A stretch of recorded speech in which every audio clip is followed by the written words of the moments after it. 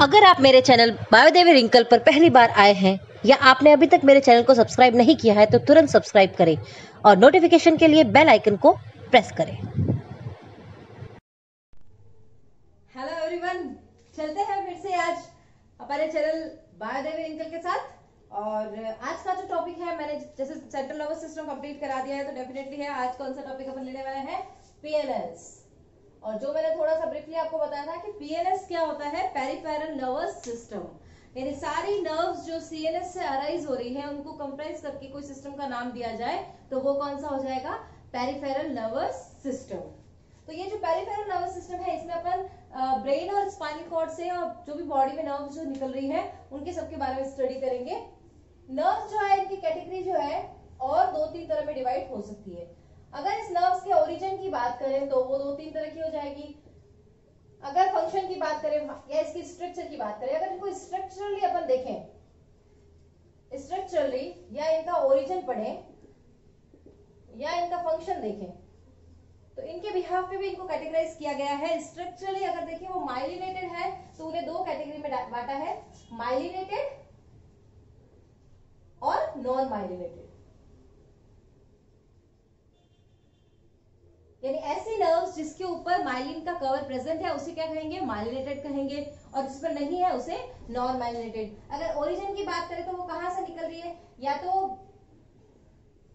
Brain stem में आ रही है या जा रही है, यानी अराइजिंग और एंडिंग दो तरह की चीजें यहाँ हो सकती है। और या ब्रेन स्टेम की बात कर रही हूं मैं, और दूसरा जो हो जाएगा मिड ब्रेन। और फंक्शन की बात करें तो फंक्शन भी इसमें डिवाइड हो सकता है। कुछ नर्व्स जो होती है वो होती है सेंसरी। सेंसरी नर्व्स क्या करती है, सेंस ऑर्गन से मैसेज को लेके जाती है ब्रेन या सीएनएस के पास, किसके पास, सेंट्रल नर्वस सिस्टम के पास। दूसरी जो होती है मोटर नर्व्स, ये मोटर नर्व्स ब्रेन से इफेक्टर ऑर्गन की तरफ मैसेज को लेके जाती है। जैसा मैंने आपको कल रिफ्लेक्स एक्शन बताया था तो वहां मैंने इनको इंट्रोड्यूस किया था, और जिसमें सेंसरी और मोटर दोनों तरह के फंक्शन होते हैं उन्हें मिक्स्ड नर्व्स कहा जाता है। इन नर्व्स को कैटेगराइज तो अपन ने कर दिया। अब ये होती कितनी कितनी है, पेरिफेरल नर्वस सिस्टम में अगर अपन जो क्रेनियम पार्ट से निकल रही है या ब्रेन के क्रेनियल बॉक्स से निकल रही है, ब्रेन से निकल रही है, तो उन्हें क्या कहेंगे, क्रेनियल नर्व्स। क्या कहते हैं उन्हें, क्रेनियल नर्व्स। और कल मैंने आपको याद हो तो स्पाइनल नर्व्स के बारे में बताया था कि जो स्पाइनल कॉर्ड से निकलती है उन्हें क्या कहते हैं, स्पाइनल नर्व्स। तो सबसे पहले अपन बात करते हैं इस क्रेनियल नर्व्स की, जो कि आज तक मैंने कई बच्चों को कहते हुए सुना है, मैडम बहुत टफ है, याद नहीं होता है, ये क्रेनियल नर्व्स कैसे लर्न करें बताइए। तो मैं आपको कुछ शॉर्ट ट्रिक बता रही हूँ, उससे ये क्रेनियल नर्व्स आपको अच्छे से लर्न हो जाएगी। और कई बार मैंने देखा है सीधा फंक्शनिंग के पूछ लेते हैं या कौन सी नर्व्स इस काम के लिए रेस्पॉन्सिबल है ये पूछ लेते हैं, तो उसको अपन देखते हैं कैसे याद करना है। आपको सिर्फ एक चीज ये याद करनी है, ऑपरेशन थिएटर पता है, ऑपरेशन थिएटर ओटी कहाँ होता है, हॉस्पिटल में होता है ना, तो ओ टी इतना याद हो गया। और पेशेंट कितने होते हैं ओटी में, दो तीन पेशेंट तो हमेशा रहते ही है ना, तो दो और तीन लगा दिया मैंने यहाँ पे। यानी ऑपरेशन थिएटर के अंदर क्या हो रहा है, ऑपरेशन थिएटर के आगे कौन खड़ा है, आगे एक लड़का खड़ा है, उसका नाम है वंश। क्या नाम है उसका, वंश। और क्या लेके खड़ा है, झंडा लेके खड़ा है। तो मैंने यहाँ लिखा है ऑपरेशन थिएटर के आगे फ्लैग लेके, या इसको कैपिटल लेटर में लिखती हूँ उससे आपको क्लियर रहेगा, फ्लैग लेके एक लड़का खड़ा है जिसका क्या नाम है, वंश। ठीक है, इतना याद हो गया, क्लियर सबको। अब क्या करना है, एक सीधी सी काम करनी है, जैसे अब आगे खड़ा है ना तो उसको कोई कोई तो उड़ाएगा एकदम कि भाई ये क्या कर रहा है, ऐसे कैसे कर रहा है, शुम शुम शुम, तो उसमें एल उड़ जाता है, उड़ गया। और इसी तरह से यहां पर भी ये ए एन उड़ा दीजिए। जब ये उड़ जाएगा तो आपकी सारी नर्व्स का नंबर यहां पर आ गया है। अब देखिए कैसे है ये, ओ तीन पेशेंट बताया मैंने, तीन है तो ये अपन इसको क्या कहेंगे, ओ और ओ। दो टी है तो टी और टी। अब ए फॉर एप्पल तो यहां मैंने ये लिख दिया, और जैसा कि ये आगे खड़ा है तो उसको आगे से हटा दो, उसकी उम्र हटा दो, ए जी को मैंने हटा दिया। अब ये ए यहां पर आ गया। अब देखिए ये हो जाएगा आपका एफ, फिर ये ए, फिर जी। अब मैंने ए एन हटा दिया तो पीछे क्या बता, वी एस और एच। क्लियर। अब ये जब नर्व्स के ये सब, अब नाम कैसे याद करना है आपको, देखो नाम, कई कई बार देखा होगा मम्मियां कोई बोलती है कि देखो कुछ जलने की स्मेल आ रही है ना। तो पहले स्मेल आई ना, फिर हम देखने गए तो स्मेल आती है, तो ये पहली वाली नर्व्स क्या हो जाएगी, ऑल्फैक्टरी, क्या हो जाएगी, और फिर देखने के लिए जाते हैं तो क्या हो जाएगा, ऑप्टिक। ठीक है, और जाते हैं तो कुछ ना कुछ लोकोमोटर भी होगा ना, इधर से उधर जा रहे हैं, तो ये हो जाएगी ऑक्यूलोमोटर। ठीक है, तो तीनों याद हो गए आपको। फर्स्ट स्मेल आई, ऑल्फैक्टरी, देखने गए तो ऑप्टिक और ऑक्यूलोमोटर, ये तीनों कवर हो गए। फिर थर्ड ये फोर्थ जो हो जाएगी, ये फोर्थ जो हो जाती है, इसका क्या नाम हो जाएगा आपके, ट्रॉक्लियर। क्या नाम हो जाएगा, ट्रॉक्लियर। तो क्लियर आपको दिखने लग गया वहां पे कि किस चीज की वजह से जल रहा है, तो क्लियर कहां आ गया, फोर्थ नंबर पे आ गया। अब ट्राइजेमिनल, ये टी स्टैंड करता है ट्राइजेमिनल के लिए। और नेक्स्ट ये जो ए आता है ये हो जाएगा एब्ड्यूसेंस। और कभी कभी कुछ पता ही नहीं चलता है कि किस वजह से बदबू आ रही है, तो कहते हैं ना मम्मी वहां एब्सेंस है, तो एब्ड्यूसेंस, यहां पर ये एब्ड्यूसेंस आ जाएगा। अब एफ तो सीधी सी बात है, एफ अगर आ रहा है तो अपन किसको बोल देंगे, सीधा पूरे में एक ही एफ है तो ये सीधा बोल दो फेशियल। कौन सी नर्व है, फेशियल। अब ये जो ट्रॉक्लियर नर्व है ना, इसका एक और नाम होता है, पैथेटिक भी बोलते हैं इसको। तो कहीं कहीं आपको पैथेटिक लिखा हुआ दिखे तो आपको कंफ्यूज नहीं होना है। फेशियल, और फेस से अपने को क्या सुनाई देता है ना, कान में, फेस पे तो लगे हुए कान, तो ये हो जाएगी आपकी ऑडिटरी। और इसको ऑडिटरी नर्व्स को भी आपको कई बुकों के अंदर ऐसे लिखा हुआ रहेगा, वेस्टियोकॉक्लियर नर्व्स, वेस्टिबुलो कॉक्लियर नर्व्स। तो उसमें आपको कंफ्यूज नहीं हो रहा है, मैं अभी बताऊंगी आपको इसको, ये वेस्टियोकॉक्लियर नर्व्स क्यों कहा जाता है। फिर जो जी हो जाएगा वो हो जाएगा आपका ग्लोसोफेरेंजियल, ग्लोसोफेरेंजियल नर्व। ये हो जाएगी आपकी वेनस। कौन सी नर्व हो जाएगी, वेनस, ये वेगस, सॉरी वेगस नर्व हो जाएगी। और एस फॉर स्पाइनल कॉर्ड आता है, तो स्पाइनल एसोसिएटरी नर्व्स। और ये आपका हाइपोग्लोसी। अब देखिए सबका अपना अपना अलग अलग काम होता है, पहले तो आपको ये नर्व्स याद रखनी है कैसे रखनी है, और सबका अलग अलग काम है, तो उसके बाद में फंक्शंस भी आपको याद रखना है, इनका थोड़ा ओरिजिनेशन भी ध्यान में रखना होता है। तो फंक्शन पे अपन चलने से पहले मैं आपको कुछ और बताती हूँ। ये जो ट्राई शब्द है तो इसकी 3 ब्रांचेस होती है। ठीक है, फर्स्ट ब्रांच हो जाती है वो हो जाती है ऑप्थेल्मिक नर्व। कौन सी हो जाती है, ऑप्थेल्मिक। सेकेंड जो हो जाती है वो हो जाती है मैक्सिलरी, एंड लास्ट हो जाती है मैंडिबुलर नर्व्स। ठीक है, ये 3 तरह की नर्व्स यहां हो जाती है। और इसी तरह जो ऑडिटरी नर्व्स है ना, ये भी 2 तरह की हो जाती है, वेस्टिबुलर और कॉक्लियर।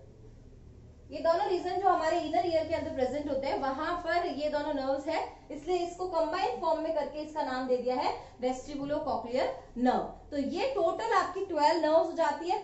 अब 12 नर्व में सबका फंक्शन अलग अलग है, सबका ओरिजिनेशन अलग अलग है। तो मैं आपको इसका ओरिजिनेशन दिखाती हूँ, इसके लिए मैं आपको एक टेबल दिखाती हूँ, उससे आपको काफी क्लियर हो जाएगा कौन सा कहां से निकल रहा है।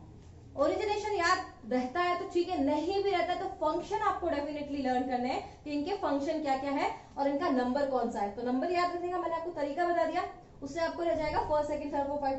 अब इन first second third fourth five में जब आप करते हैं ना, तो इसमें एक और चीज आपको ध्यान रखनी पड़ती है कि ये जो पहले नंबर की होती है, first second third fourth fifth six 7th 8th 9th 10th 11th और 12th। तो इसमें ऑल्फैक्टरी, ऑप्टिक और ऑडिटरी, यानी 1 2 और 8, ये कैसी नर्व्स हो जाती है, आपके सेंसरी नर्व्स हो जाती है। कैसी हो जाती है, सेंसरी नर्व्स, यानी सेंस ऑर्गन से जुड़ी है। ऑल्फैक्टरी रीजन की अगर अपन बात करें तो स्मेल, जो भी आपने सुना, ऑप्टिक यानी आंखों से देखा, कानों से सुना, तो ये सारी सेंस ऑर्गन से निकल रही है। सेंस ऑर्गन से निकलते हुए ये कहां तक जा रही है, ब्रेन तक इंफॉर्मेशन को लेके जा रही है। मतलब आपने गुलाब के फूल को सूंघा है या कोई भी परफ्यूम की अच्छी सी स्मेल आई है, तो वो आपको कहां से मैसेज, कहां से मिला है, ऑल्फैक्टरी से। तो ऑल्फैक्टरी से मैसेज क्या, ब्रेन के पास। तो फर्स्ट सेकंड और 8th ये कैसी नर्व्स जाएगी, सेंसरी। अब नेक्स्ट जो हो जाएगी, वापस ब्रेन पे तो कुछ इंफॉर्मेशन वापस भेजेगा ना, तो मोटर नर्व्स आ जाएगी। अब मोटर नर्व्स में कैसे याद रखना है आपको, 3 मोटर शब्द है ना, तो 3 फिर जब रोमन लेटर में अपन है ना ऐसे फोर्थ लिखते हैं, तो कई बच्चे बचपन में ना इधर 1 और इधर लगाने की गलती कर देते हैं। तो रोमन लेटर में फोर्थ या सिक्स दोनों एक तरह के होते हैं ना, तो इसको ऐसे याद कर लीजिए। फिर 11 और 12, ये 5 नर्व्स हो जाती है, वो कौन सी हो जाएगी, आपके मोटर नर्व्स हो जाएगी। तो आप इसमें देखोगे तो आपको समझ में आ जाएगा, स्पाइनल कॉर्ड से निकलने वाली हाइपोग्लोसी जो है वो वाली हाइपोग्लोसल जो नर्व है वो, ये पांचों नर्व्स कैसी हो जाएगी, मोटर। और बाकी बची हुई सारी नर्व्स आपकी कौन सी हो जाएगी, मिक्स्ड करके।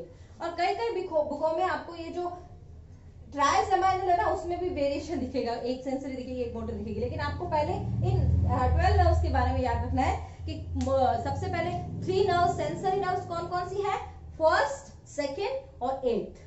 एंड देन मोटर नर्व्स कौन कौन से, तो मोटर वर्ड कहां पर आ रहा है, थर्ड में। थर्ड के बाद क्या आता है, 4, तो थर्ड, फोर्थ, और फोर्थ की एक डंडी इधर से हटा के इधर लगा देंगे तो 6, 11th एंड 12th, ये सारी मोटर नर्व्स जाती है। एंड देन रिमेनिंग सारी कौन सी हो जाएगी, मिक्स्ड नर्व्स हो जाएगी। अब अपन बात करते हैं इनके ओरिजिनेशन की। तो ओरिजिनेशन के लिए मैं आपको एक पिक दिखाती हूँ, देखिए ये टेबल।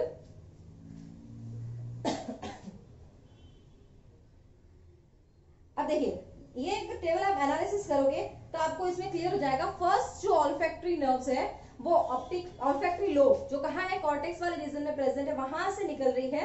सेकेंड जो ऑप्टिक नर्व्स है वो थैलेमिक रीजन से। और थर्ड और फोर्थ दो ऐसी नर्व्स होती है जो कहां से निकलती है, मिड ब्रेन से। इनको बहुत अच्छे से याद कर लेना, थर्ड एंड फोर्थ सिर्फ दो ही ऐसी नर्व्स है जो कहां से निकल रही है, मिड ब्रेन से। उसके बाद फिफ्थ वाली नर्व जो है वो लेटरल पॉन्स एरिया से। 6, 7 जो है वो 6, 7 एंड 8 ये तीनों पॉन्स और मेडुलरी रीजन से निकल रही है।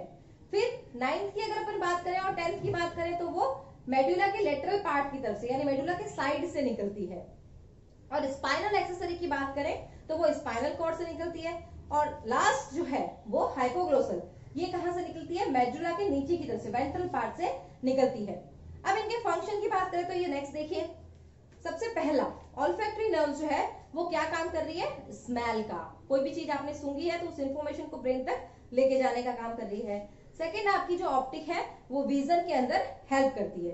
अब ये जब विजन में आप देखते हो तो आप इधर उधर भी तो देखते हो ना, कभी इधर देखा कभी उधर देखा, तो इसमें तीन काम करती है, ऑक्यूलोमोटर, ट्रोकुलर और एब्ड्यूसेंस, ये तीनों आई के मूवमेंट में हेल्प करती है और प्यूपिल को रिफ्लेक्स कराने में ऑक्यूलोमोटर हेल्प करती है। फिर ट्राइजेमाइनल की बात करें तो फेशियल सेंसेशन, तो फेस पे आपको जब भी कोई सेंसेशन होता है, मान लीजिए आपको आपके गाल पर किसी ने टच किया है तो फेशियल सेंसेशन जो है वो ट्राइजेमाइनल को होता है। और मैक्सिलरी और मैंडिबुलर दो नर्व्स इसमें है, तो इसका मतलब च्यूइंग के अंदर, यानी जब भी कुछ चबाया जाता है, जब भी कुछ खाया जाता है तो ये ट्राइजेमाइनल में उसमें हेल्प करती है, उसमें सेंस करने में।